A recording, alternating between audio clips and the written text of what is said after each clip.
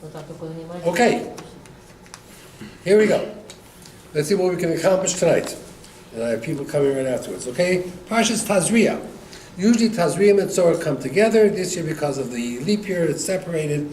But the common theme between both Tazria and Tzorah is the laws of Tzaras, leprosy, which we're going to talk about in a moment.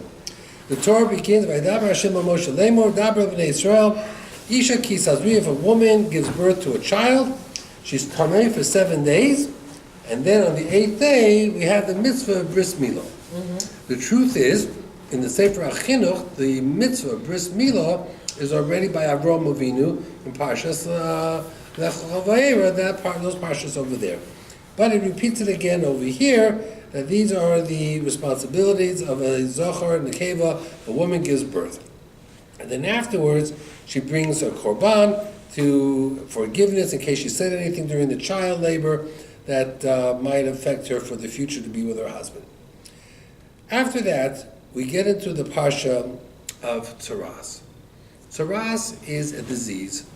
We call it leprosy. We're not sure if it's really called leprosy. It's not a medical illness. It's a spiritual illness. Now, without any specific order, we're going around just in general. A person says to the Kohen, I think I have a blemish. It could be on his house, it could be on his clothes, it could be on his skin, it could be in his hair, different places, different colors, different rules. If he is found to have had tzaras, he has to be outside the camp. And he tells people, I'm tamei, and he's isolated. When the illness goes away, which means whatever the reasons were, there's 7 different reasons why a person can get tzaras. The most common is lashon hara. He speaks bad about others. When it goes away, the Kohen checks him out again. It went away. So he has to bring a korban. What is the sacrifice that a person who has leprosy brings? 2 birds. So first of all, most korbanot are animals. If you're poor and you cannot afford an animal, you bring a bird. Not by the tzaras. By the leprosy, the korban for even the wealthiest person is 2 birds. The Gemara wants to know why. Why 2 birds? Why a bird? The Gemara says, Hu osa mase pitit. He chirps a lot. What's a person who speaks lashon hara? Yap, yap, yap, yap, yap, yap, always talking, like chirping like a bird. So since he talks a lot, is always, talking about everybody and everything, so his korban is a bird who chirp, chirp, chirp, chirp, talks a lot. Chirp, chirp, chirp. Okay. Then he brings 2 birds, which is very unusual, because 1 bird they slaughter, and the other bird they send free. Now that's very unusual, because when you bring a korban to the Beis Hamikdash, it's sacrifice. It doesn't get a free, get out of jail free card. It doesn't get a pass. So that's unusual. We're going to talk about that in a moment. But the Zohar Kodesh, he has a very interesting take on this. The Zohar Kodesh says, why do you bring 2 birds? 1 bird to forgive lishna bisha. Lishna means loshon, tongue, language. Bisha means bad. 1 to forgive your bad conversation. The second bird is for lishna tova, to forgive your good conversation. Now, I understand if I talk bad about you, I need forgiveness. But if I talk good about you, what is called good conversation? So he gives a very interesting answer. The Zohar Kodesh says that a person who talks bad about somebody constantly is putting the person down. For sure, he's never going to say a good thing to him. Meaning, you get called up for an aliyah. He's never going to say to you, good job, you did that bracha very well. Or a person davens musaf. That was a beautiful musaf, I really enjoyed it. Never going to say that. That means speech has the negative. I can criticize you. And there are people who are always critical. No matter what you do, it's never good enough. Okay? And speech has a good side. The good side is when you compliment someone. And believe it or not, everybody could benefit from a compliment. There's nobody in the world that cannot benefit from being told that was a great meal you prepared, or you look very nice in that dress, or that suit, or that haircut looks very good on you. Or a person's going through a hard time, and you go over to them with words of encouragement. I'm sorry, I hear you go through a hard time. I hope Hashem will help you. What's your name? I'll daven for you. So the Zohar says that when the Metzora has to ask forgiveness, he has to ask forgiveness for all the negative he said, and for all the opportunities that he could have said good, and he never said it. So believe it or not, there is positive and negative, and that's what it says. Hachaim v'hamoves biyad halosha. Life and death is in the tongue. We all know death. You embarrass someone publicly, you embarrass someone in any way, they die 1,000 deaths. But life, how can you give someone life with your tongue? The answer is by saying a nice thing about them, by being supportive, by complimenting them. So the truth is, there's positive words and there's negative words. We always say lashon hara, bad talk, negative. But we never talk about the need, the importance of positive words. There's a Medrash Rabbah in Parshas Bahar. Rabbi Shimon ben Gamliel had a servant. His name was Tevi. And a lot of stories about this his servant Tevi. How he was more religious than the Jews themselves. He was really an unusual, a very big Talmud Chacham. He was a servant of his, but he was a big Talmud Chacham. So Rabbi Shimon ben Gamliel said to him, I want you to go to the marketplace and buy me the most precious item you can. So he buys him a piece of tongue. He says it's precious. Avraham Avinu gave the angels tongue with mustard, it was a very, very, very important piece of meat. Okay. Then he said to him, I want you to go buy me the worst thing in the marketplace, like Brussels sprouts or cabbage or, horseradish. I don't know what it is. I don't know what your worst food is. I'm not sure. What? So what does he buy? He buys the tongue again. So he says to him, I don't get it. This is the best and this is the worst. It's the same thing. And he said, yes, it is. The tongue can be the best, and it can be the worst. He says, he bought the same thing, the best and the worst, it can be the same thing. So someone once asked Rav Shamshon Rafal Hirsch, he says, why does a person speak lashon hara? I know there's a yetzer hara, I know we get caught up in it. What benefit? Why does a person speak lashon hara? So Rav Shamshon Rafal Hirsch described it as follows. He says, people are constantly changing and growing. I'll give you an example. I use this example often. If I walk into a first grade class, let's say Beis Yaakov, and the girls are davening, and they're saying, Modeh ani lefanecha, it's very cute, it's very nice. If I walk into an 8th grade class, and they're davening, Modeh ani lefanecha, it's not cute anymore. It's not cute anymore. In 8th grade, I expect a different type of davening. I expect a whole davening with Shema. I don't expect a yeshiva bacher who's 20 years old benching Baruch Atah. It doesn't work that way. We don't want to be the same people we were in 1st grade and 8th grade. And ourselves, I don't want to be the same person I am today 5 years ago, and I don't want to be the same person 5 years from now. I like to think I've grown, I've matured, I deal with life differently. I value life differently. Rav Shamshon Rafal Hirsch says people are constantly wanting to grow, to move forward, to be better. But when a person can't, or doesn't, or fails to improve themselves, so how do they feel? They feel terrible. But if the guy next to them, if they can make the guy next to them feel even worse, they feel good. He says it's a way of feeling good at someone else's expense. You don't want to be the same person you were 5 years ago. By putting someone else down, it makes you feel like you've grown, that you're better. I would never do what he's doing. You hear that guy, he was arrested because he took bribes. I would never take bribes. So I'm a better person. It makes you feel better if you put the other person down. So what's the solution? Rav Shamshon Rafal Hirsch says, what's the solution? The solution is grow. Work on yourself. Do good things. Feel good about yourself. Don't care what the other person's doing. Don't measure yourself by the other person. Just the opposite. Make goals for yourself and accomplish those goals. And feel good. Listen, I learned this sefer. Every week I do a few pages. And I finish that sefer and I finish the next sefer. Try our best to accomplish whatever we can. That's how you make yourself feel good. We know Rabbi Yosef Cairo, the Mechaber, he learned with the Malach. And he wrote a sefer. The sefer was called the Magid Meishorim. The Malach, he called him the Magid. The Magid was the person who spoke to him. Now, most of us don't have a Chavrusa who's an angel.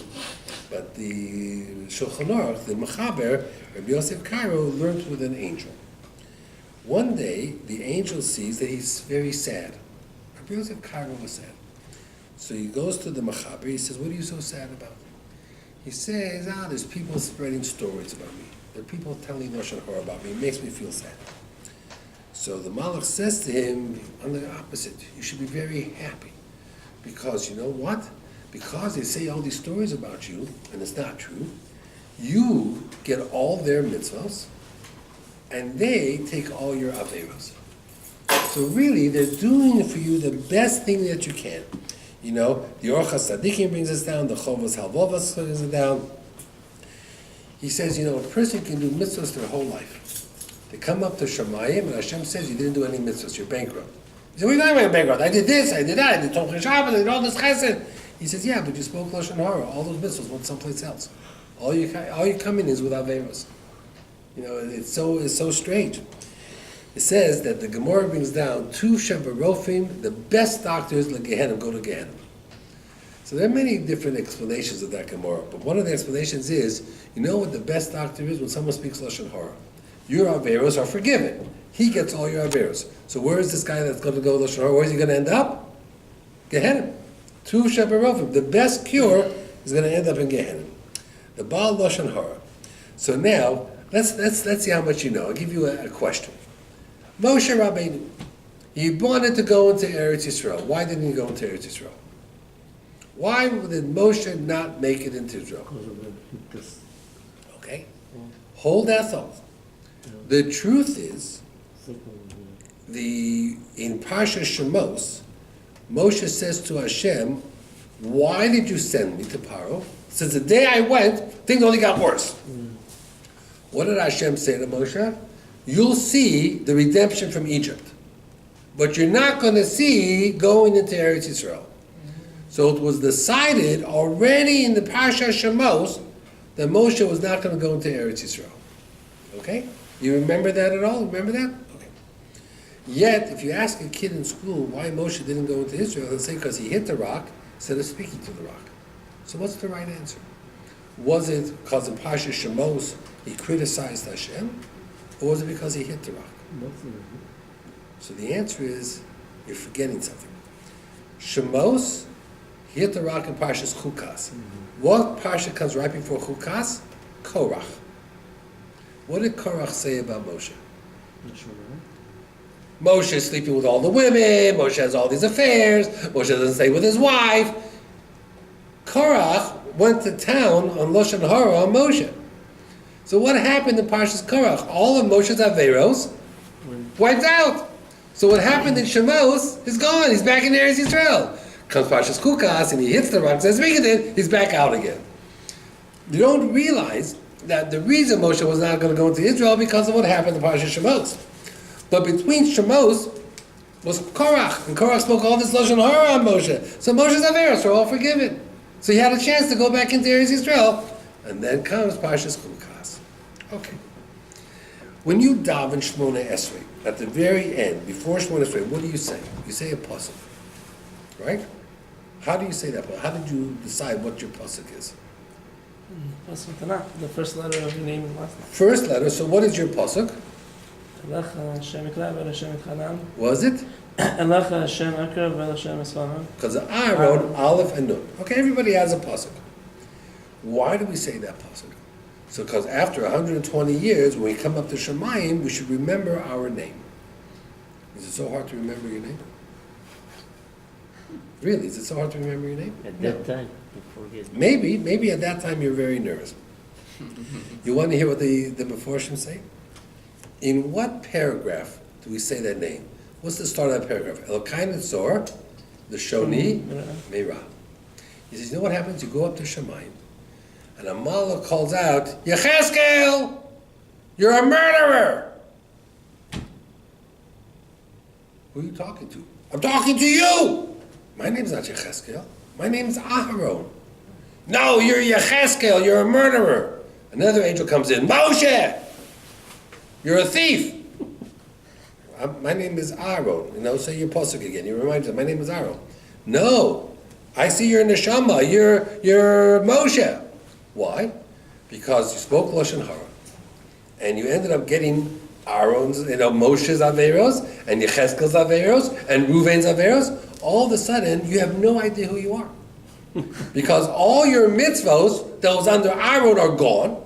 All the Averos of Reuven, Shimon, Levi, Yehuda, Yisachar, Zvulun, Dan, Naphtali, they're all on you. So you have multiple personalities. You have 1,000 different names. So you keep repeating to yourself, no, I'm Aharon, my guy's in his pasuk. Where do we say that? In Elokai Mitzor Lashon Meira. Hashem, please protect me that I don't speak Lashon Hara. Because a person that has no idea who they are, they have no idea, because they lost everything they accomplished in their lives because they spoke Lashon Hara. So it's an amazing thing. We remind ourselves over and over again who we are, because sometimes we just forget. We just don't remember who we are. Why? Because it's so easy for us to try to put the other person down. Listen to this. The famous story with the Chassam Sofer. The Chassam Sofer was one of the Gedolei Israel. He was a brilliant rabbi in Europe. And his mother couldn't have children for many, many years. And finally, a Rebbe gave a bracha that she would have a child. That was the only child she had. And the child was born after 7 months. Someone says a tzaddik doesn't want to stay in the womb a full 9 months. He wants to get out early. He doesn't have the patience to wait 9 months. Anyway, she was in labor on Friday afternoon. And she believed that a woman should not give birth on Shabbos, because if you give birth on Shabbos, you're causing Chilul Shabbos. The shul in that city where she was in labor, they had the custom to bring Shabbos in early, like we do in the summertime, right? What time do you daven here, let's say mincha in the summertime? Where I daven, they daven at 7 o'clock, sometimes 6 o'clock, 7 o'clock. They bring Shabbos in early.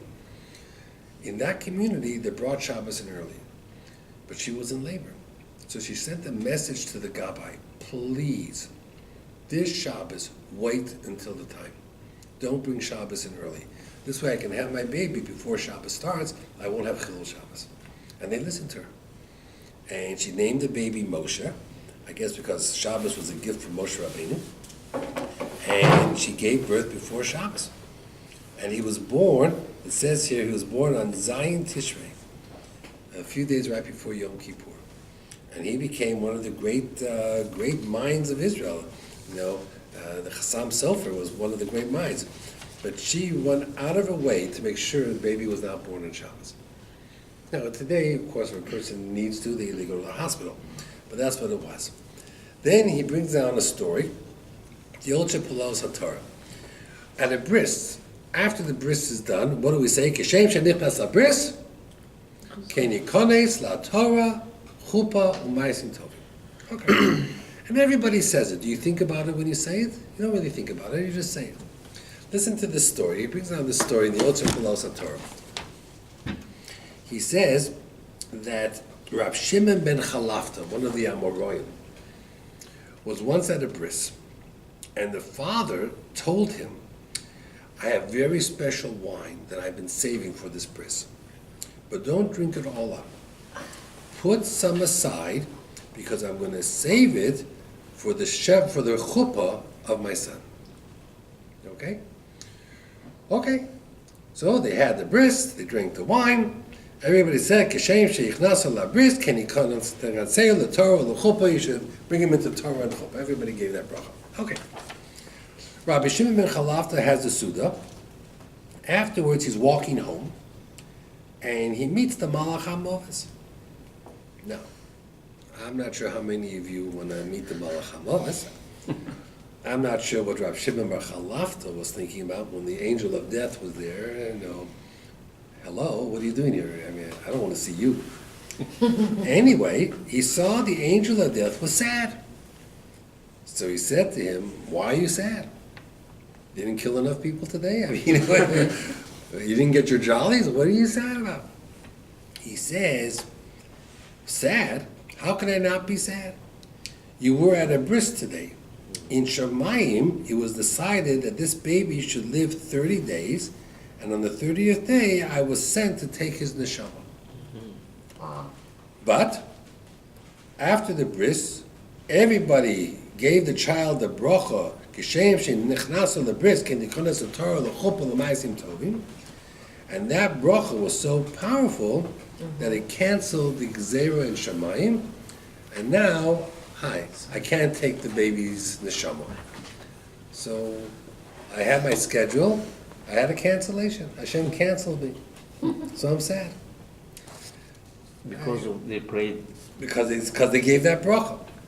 So Rav Shimon ben Chalafta says that we learn from here how important a bracha is.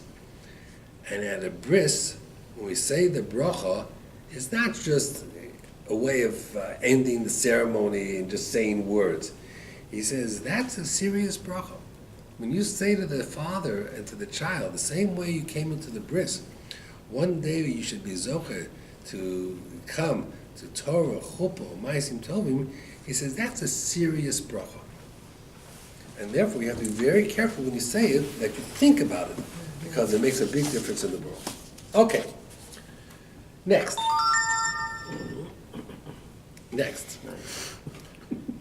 We talk about the different types of leprosy. Leprosy in the house, of clothing. It's very interesting. The Torah is very specific. When you see a discoloration on your wall, on your shirt, on your skin, so you're supposed to go to the Kohen. What do you say to the Kohen? You don't say to the Kohen, I got a problem. You see this? I have leprosy. You don't say to the Kohen, I have leprosy, because the only one who can decide whether you have leprosy or not is the Kohen, and you're not the Kohen. So the Torah says you're supposed to say to the Kohen, Kinega, I got something, I don't know what it is. Can you help me out over here? So the Tosas Yom Tov, in the name of the Mizrahi, he says, why are we so careful on what we say? So he gives a bunch of different reasons. The first thing he says is, a person has to learn the expression, I don't know. A person has to realize you don't know everything. It's good to train yourself. Rashi, many times Rashi writes, I don't know what this means. Now Rashi could have just left it out. He didn't have to write anything. But he teaches you something. Sometimes when you're studying and you don't know something, it's all right to say, I don't know. I really don't understand this. This is above my pay grade. It's all right. There's no embarrassment to say. Chazal teach us that you don't have to be 100% right all the time. Good lesson for marriage. You're never right. You're never going to win. Okay. Number 2, he says, to Tosos Yom Tov, it's derech eretz. You're going to the Kohen. The Kohen is the one who's in charge. It's not your place to tell the Kohen what he's going to do, what he's not going to do. Derech eretz. I have someone who comes to me, calls me up, I'm having a fight with my husband. I say, okay, this is what I feel. Am I right? So I say to the person, I say to her all the time, I say to her, I don't know if you're right. I've heard your side of the story. From what you're telling me, it sounds like you're right. But I haven't heard his side of the story. I'll let you know when I hear his side of the story. Then when I hear his side of the story, and it's completely opposite, and then I get him, and then she admits it, and I say to her, I think you were wrong. She says, well, yeah, you told me I was right. I says, no, I didn't tell you were right. So she calls me all the time, and she tries to run it by. Before she says to her husband to call me, she wants me to say she's right. Then she says to her husband to call me, hoping that I'll scream at her husband and whatever it is. So there's something called derech eretz. And how you deal with a Kohen is not when you walk in trying to tell the Kohen what's right and what's wrong. Number 3, the Tosas Yom Tov says is, imagine you're a Rosh Hashiva, you're a big Talmud Chacham. The Kohen is not as smart as you, is not as knowledgeable as you. The Kohen comes into your house and you say to the Kohen, you know, there's a tsaras on my wall. Now the Kohen is not sure if it's tsaras or not. But he says, the Rosh Hashiva says it's tsaras. So what's he going to say now it is? Tsaras. So you are putting words in his mouth. You're going to embarrass him to agree with you when he may not agree with you. That's wrong. And the 4th reason he says is, we have a rule. Al tiftach peh la satan. Don't open up your mouth to the satan. If things are not going well, the last thing you should say is, I can't get worse than this. Because the satan says, really? You can't get worse? I'll show you. I'll show you. Ready? I'll show you. You know, it can get always worse. So we say we have a rule. Al tiftach peh la satan. Don't open up your mouth and give the satan any ideas. Try to keep it to yourself. Now, the R.Rabbi, he says something very interesting. He says that when you talk about kosher, you don't say to the rabbi, I think I have a meat-milk problem. You say to the rabbi, listen, I have a problem. A piece of chicken fell into my mac and cheese, and I don't know what to do. You know, what's the halacha? A lady will call me up and say to me, I'll give you an example. The lady called me up and says that she made a kugel for Pesach. I'm talking about this last week. We made a kugel for Pesach, but she used a chomistica pan. So it's a kosher for Pesach kugel, but it was baked in a chometz pan. Can she use it on Pesach? No. Yes, she can. What? Because whatever it might have absorbed from the pan is bottle and shishim before Pesach. On Pesach, if she did it, she can't use it. But whatever comes into Pesach is bottle, so it might be allowed to be used. But the pan was I clean. didn't get it. Erev Pesach, all chometz is nullified 1 in 60. On Pesach, even the smallest crumb in 1,000 is also. So if you made this kugel on Pesach in a chometz pan, you're sunk. Nothing you can do. But if you did it before Pesach, Oh, 160. it's 60 to 1. If it's a clean pan, there was no chometz. It's all in the walls. It's going to be bottled. But if she doesn't come and say, I think I have a Pesach problem, a person asks the question straight.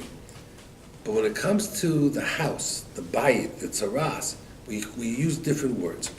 So the R.Rabbi says, you know why? Because the house is a reflection on you, your spouse, your children, where you live, your education. When it comes to the house, it's an institution all its own. And therefore, a person has to be very careful. Because if there's any defect in the house, it's a defect in the fiber, in the DNA of your whole life. So he says, tzaras begins in the house, and it goes in stages. And because it goes in stages, you have to be very, very careful on how you deal with issues of your house. And that's why when young couples get married, we advise them, aseh lecha rav, you should always have a rabbi you can consult. Why? Because it's not about whether you're right or he's right. It's what is Hashem's will, what does Hashem want. And a rav can best advise you accordingly. And when you have really important issues, you know, what school to send our children to, what stock to give, things that affect the house, you need guidance. And it's not a natural thing. People can't problem solve these things on their own. And therefore it's very important to know that. Rabbi Daniel Stam, he puts out this Devar Torah called Stam Torah. So he says that there was a volunteer firefighter in Scarsdale, New York. You know, many fire departments have their regular firefighters. But then I know people who are volunteer firefighters. If they get a call, they'll go to the fire together with the regular firemen, and they help fight the fires. So this guy was trained as a volunteer firefighter, and he gets the call. His charger goes off 3 o'clock in the morning. It's his first fire. So he gets dressed in the flash, and he's running to the fire, and the house is burning, and the homeowner is outside, in her bathrobe with no shoes on, and she's crying about her dog, that the dog is left in the house.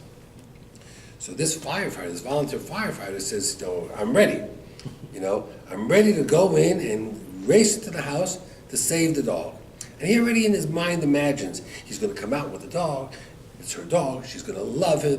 There's going to be newspapers. He's going to have his picture in the paper.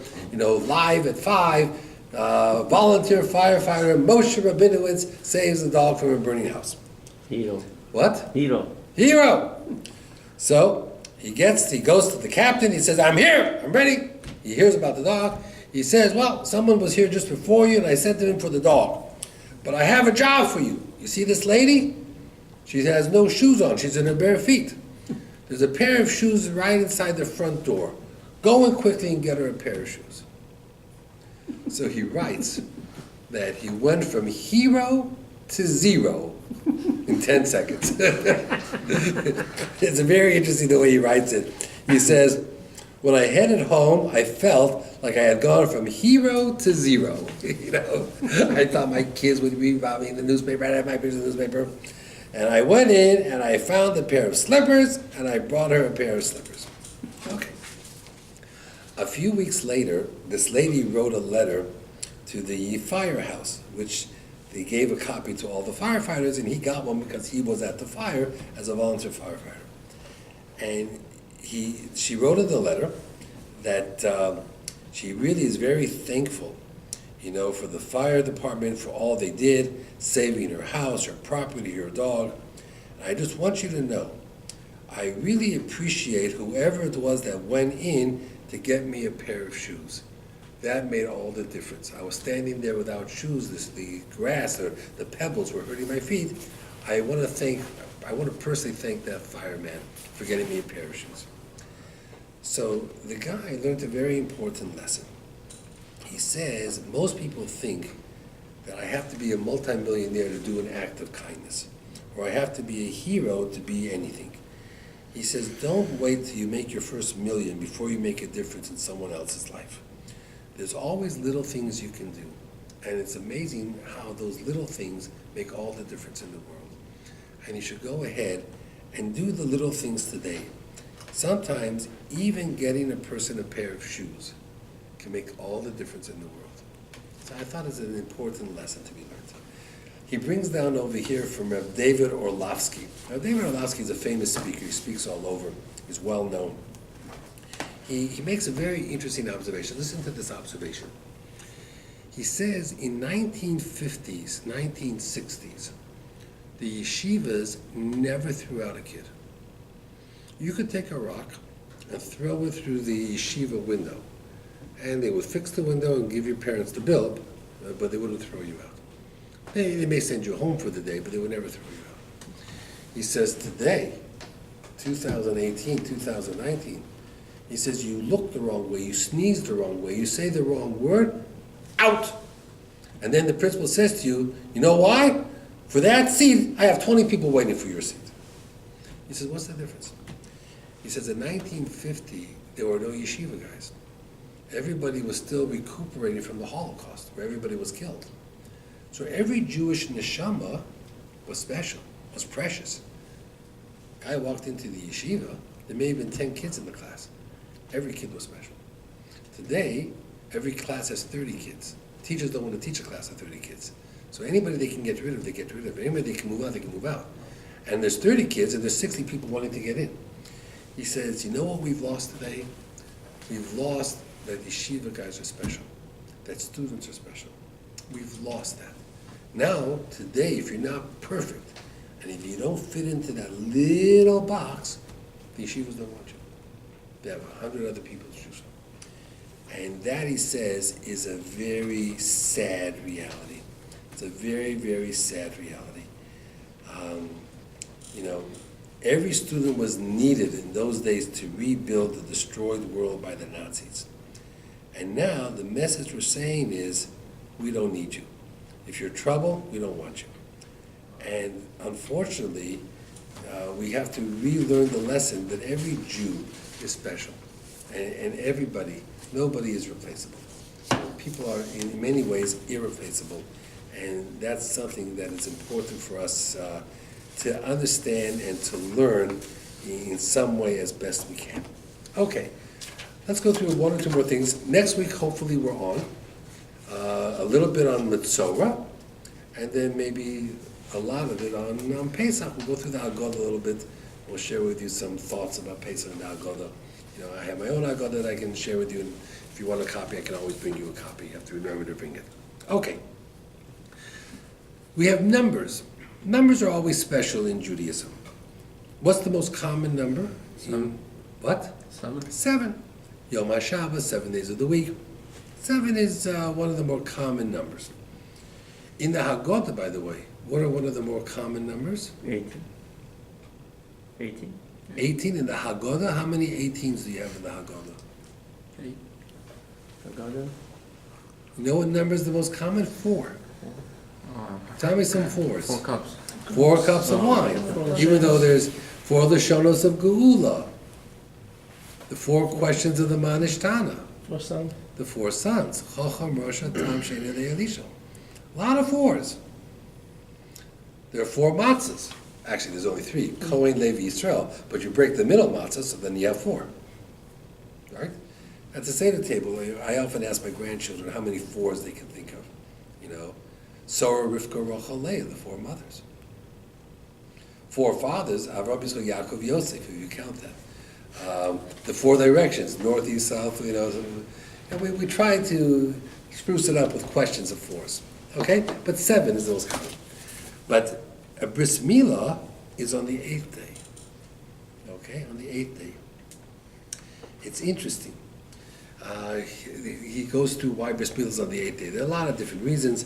One of them is that the body produces a certain enzyme on the 8th day that helps coagulate the blood. But how many mitzvos were given to Noah? 7. 7. Very good. 7.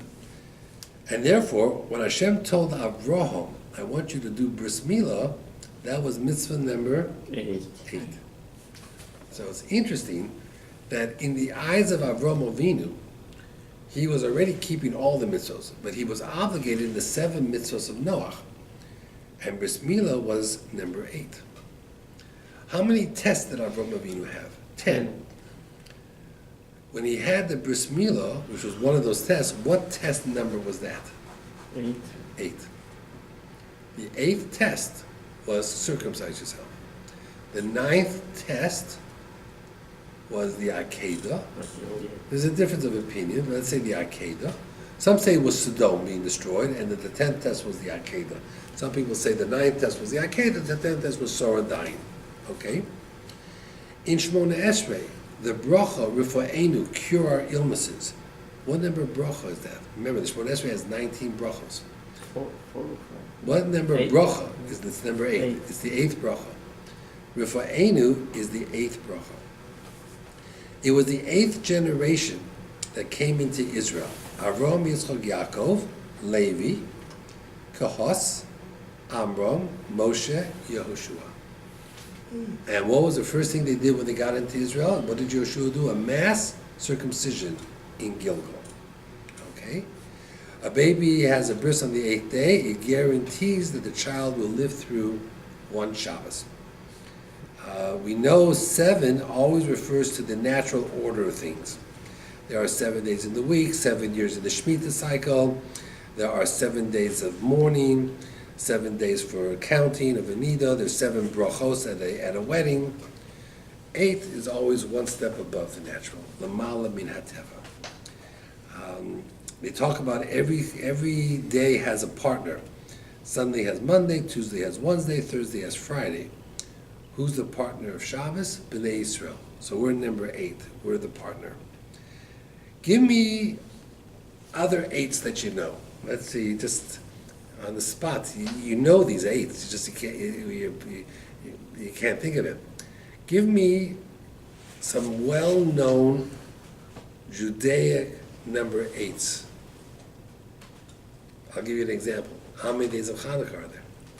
There's 8 days of Hanukkah. You don't think, the truth is, there's 8 days now of Pesach, there's 8 days of Sukkot because of Chutz La'aretz, not in Israel. But the Chagim are all 8 days. A Kohen Gadol, how many clothes did he wear? 8. He wore 8 different clothes. There were 8 spices in the Shemen HaMishcha. In Tehillim, Siman Kuf Yud Tes, which goes by the Aleph base, for every letter there are 8 psukim. So there are many, many different 8s that are given for all different things. There's 8 pisukim in each tini. In Kuf Yud Tes, Tehillim 119, there's 8 psukim for every letter of the Aleph base. There's Aleph, 8 psukim. Beis, 8 psukim. Gimel, all beginning with Gimel. The Dalet, all beginning with Dalet. If you look at it, it's like a few pages, like 20 pages. And it's just 8 psukim for every letter of the Aleph base. It's an Does it interesting- happen with every tini like this, or just No, that one? that's that one. Kuf Yud Tes. The Chafetz Chaim in his Sefer Shmiras HaLashon says that the underlying cause of speaking Lashon Hara are 7 different reasons, and he abbreviates it Kol Gehenim, all of Gehenim. Comes through. He says the first one is Kas. A person is angry. When a person is angry, they say whatever they want. I had a person in my office today, and he says, when I talk, I have no filter. I guess, you have filter on your water, you have filters, right? He says, when I talk, I say it as it is. I have no filter. Well, I'm not sure if that is the best way to conduct business. To not have a filter. A person has to be able to know what to say. Now, I understand when a person is angry, they lose control. I got that. One of the ways to judge a person is with their anger, because that's what comes out. You lose control. But we all should have filters. It's very interesting. Tazria follows Shmini. They talk about this. Parsha Shmini has all the laws of kashrut. So the Torah first tells you what you're allowed to put into your mouth. Then this week, the Torah is telling you what you're allowed to come out of your mouth. Your mouth takes in and gives out. Through the filter. Right, through the filter. So you gotta know what it is. I won't even get that. Okay, next. Lamed. Lamed is litzonis. Litzonis means scorn. There are some people who have no respect for anything. They make fun of everything. As a matter of fact, the Gemara says, let's, someone who just mocks, makes fun of everything, is one of the 4 people, she'ein makablim pnei Ashchina, that Hashem says, I don't want to see you. I don't have anything to do with you. You're banished from Shemaim for someone that just mocks everything. The third one, the Gimel for Gehenim, is Ga'ava, arrogance. If a person feels they're better than everybody around them, usually it's because of low self-esteem, such a person will speak Lashon Hara like he can't believe, because he thinks he's so great. The Hay is Hefker. A person feels that, he's depressed, he has no purpose of living, no purpose of life, he has no goals. He's someone that could speak Lashon Hara. Which leads us to Yush, despair. When a person feels despair, again, he doesn't feel that he can accomplish anything. And he says that is negativeness. A person is always negative, always seeing the worst in the situation, never seeing the best, never being melamed chus. Such a person can speak Lashon Hara. And he says the mem is mevater, a person who just can't forgive. You have some people that just, they don't want to forgive. And that's a problem, because a person has to learn to forgive and forget. Some one of the things that you have to do. Okay. I'll share with you one, I'm going to say it for next week, but I'll share with you one last thing. Just with Pesach coming up. One last thing for your Pesach thoughts. There's 2 concepts. There's something called emunah. What does emunah mean? Faith. And there's something called bitachon. Bitachon means trust. A person has emunah, they have faith in God, believe in God, their faith in God, and they have bitachon, which means trust in God. What is the difference between faith and trust? What is the difference between having emunah and bitachon? Okay, so I'll give you an example from the Olam Menu magazine. The Olam Menu magazine brings out a story of a fellow who strung a string over Niagara Falls. And he's going to walk on that string across Niagara Falls. And there's a crowd all around, thousands of people. So he says to the crowd, "Do you believe I can walk on this string across Niagara Falls?" And the crowd says, we believe, you can do it, you can do it." And he walks across. Then he puts a bike on the string. He says, "Do you believe I can ride this bike on the string across Niagara Falls?" Of course, if he falls down, he's going to kill himself. "No, we believe, you can do it, you can do it." And he goes across the bike on Niagara Falls. Okay. Then he says, "I'm going to stand on my head on the bike seat, and I'm going to pedal with my hands. Do you believe I can do that?" "We believe, yeah, you can do it, you can do anything, we believe you." And he does it, and hey, clapping, clapping, clapping. Now he says, "For my last act, I'm going to ask for a volunteer who I'm going to put on my shoulders, and I'm going to ride on the bike across the string with you on my shoulders." No. Not a peep, not a sound, not a sound. He says, when you believe, that's emunah. But when you trust, that's bitachon. In order to have bitachon, you have to have skin in the game. You know, it's very nice to sit on the sidelines and tell the guy up there, "We believe." But when you're on his shoulders, it's not believe. It's bitachon, it's trust. For 9 plagues, the Jewish people said, "Hashem, we believe in you, we believe, you're God, we believe." Then Hashem says, "Okay, you ready to go out of Egypt? We're ready." He says, "Well, you got to get into the game. It's not, you can't sit on the sidelines anymore. You got to get into the game. I want you to take a sheep." No. The sheep is the Egyptian god. If we start taking their sheep and tying it to our beds, they're going to kill us. Do you have bitachon? Now it's no longer about faith. Okay. Well, how long do we have to keep the sheep there? 4 days. 4 days. 4 days is enough time for all the Egyptians to find out about it. It's not like you're going to take it for an hour, 4 days. Imagine if there's a knock on the door during those 4 days, how are you going to jump through your skin?